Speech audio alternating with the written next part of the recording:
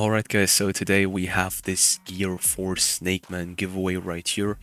So you guys will have the tutorial tomorrow, and I just want to quickly say something about this. So my intention when I was recording the tutorial was to provide some attacks as well, but while creating those attacks, or while creating the Snakeman itself, the creation of the attacks turned out to be more difficult than expected, okay? And therefore, I'm gonna create some more parts in the future in which I'll also show you how to make the attacks for the Snakeman, okay? But for now, we only have the transformation as for the Gear 5. But I hope that you like it, enjoy. Model is linked down in the description. Take care.